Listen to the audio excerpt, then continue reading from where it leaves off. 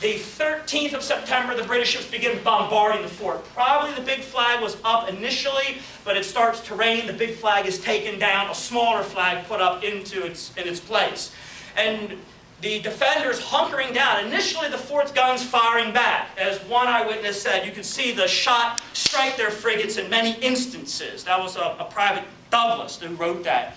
And so you wonder what he saw. You know, holes going into the sails of the British ships. Maybe a splinter flying off the ship from a hit, or the geysers of water from the near misses. Behind the fort's guns were furnaces, brick ovens, kind of like brick oven pizza, except you put a cannonball in there and then ladle it out when it's hot, firing heated shot against the enemy ships. So the British backed out of the range of the fort's guns, not willing to risk losing any of those precious ships. Even as early as 1030, one of the British officers writes, "I don't think there's anything we can do to take this city of Baltimore. I think that the land troops, in a sense, I'm paraphrasing, better hang it up because the city is too retired behind the forts." However, just as Armstead is counting on inspiration to keep the garrison together, the British, their tactic is now to wear the garrison down. All right, maybe a head-on assault is not going to work, but if we have this prolonged bombardment, deny the Americans sleep, make the Americans feel utterly helpless. At 2 miles where the British ships anchored, those special 5 bomb ships, and they had names like Terror and Meteor and Devastation, you know. But if you think about it, you think of the message that is sending, just the names of the ship. You know, I mean, we don't name ships today the Terror or Devastation. You can imagine what the world community would think of a country that would name its ship something like that. Whereas I think for the British, that was part of what they tried to express. You know what? If you think you can withstand the might of the British Empire, we will devastate your cities and terrorize your people. And we want you to know it. And each one of those ships could fire a 200-pound shell 2 miles. And there's one outside of this building. And you know, just take a look at that. That thing's massive. It will go a mile high in the sky before beginning its descent as the fuse slowly burnt down. And if you timed it just right, it would burst right over the target. So now here... Which is the case in front of Baltimore too, is 100 feet on deck, 90 feet at the waterline, but only 77 at the keel. So you have a vessel that can carry all the cargo or passengers or whatever the heck you want it to do on deck that's 100 feet long. It still has the long water line to allow it to go relatively quickly, but it turns like a vessel that's only 77 feet long because that's all that's at the bottom of the water. What this does, these two things, in order to get the boats winding up these winding rivers and not running aground, or if they did run aground, not putting the entire boat into the mud, what that did was it eliminated almost all resistance to forward motion and created tremendous resistance to sideways motion. So when these boats were refitted to be privateers and given large crews and guns and more sail area to go out onto the Atlantic Ocean, they could sail faster and they could sail closer to the wind than anything else coming out of the States, and certainly anything else in the British Navy. So that inspiration, or that success, caused the British to get very irritated. The list of Baltimore schooners that had more than a dozen prizes is pretty high. One individual in particular who was commander of Comet, and then of Chasseur, which was the original namesake, the Pride of Baltimore, is where that comes from. And it's also the French word for hunter. So what better name for a privateer? It's actually out there hunting, and you're using a French name to further irritate the English, who have always hated the French.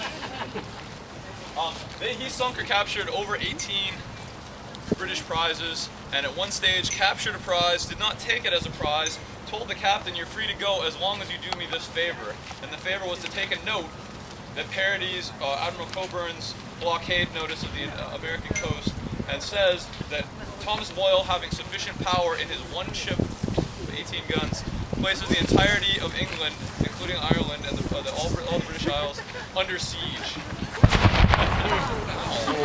for the remainder of the war.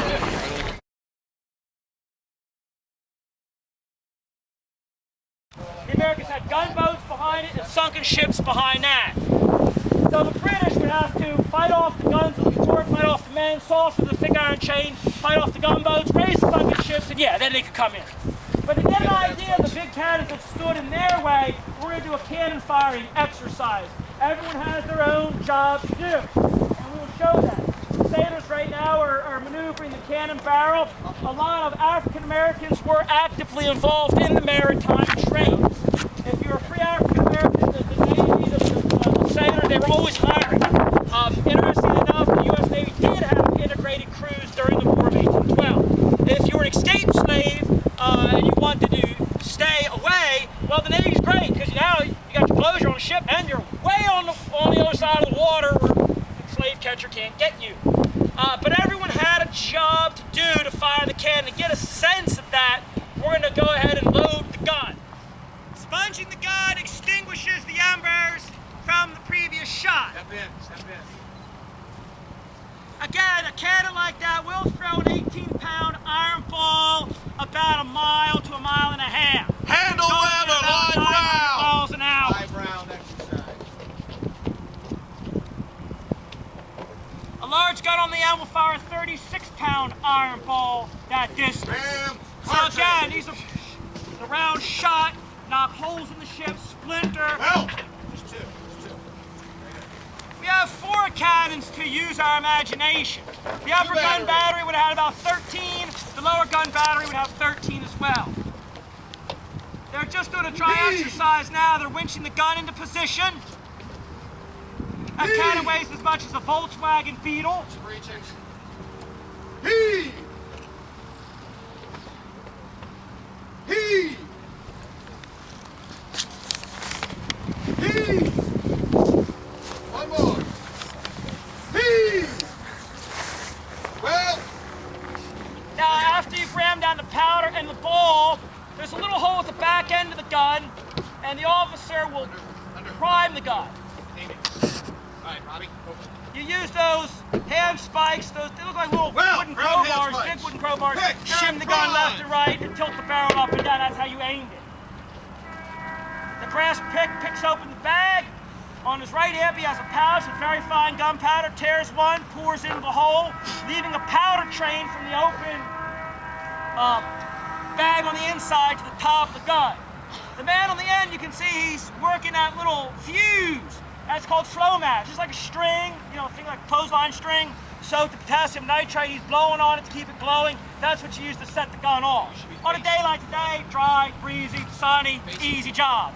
During the real bombardment, pouring down rain, high humidity, and you're getting shot at. Very much of a harder job to keep that from going out. clear! Fire!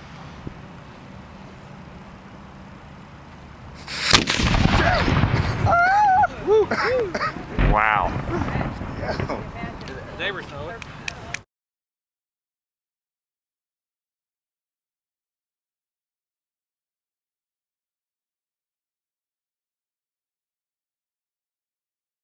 An image of Boyle, a proclamation that he issued, which was posted at Lloyd's Coffee House in London in the late summer of 1814, while Boyle and his ship, the Chasseur, was patrolling the British Isles. He issued this audacious proclamation, partially in jest, declaring that he and his one ship are imposing a blockade on the entire coast of the British Isles.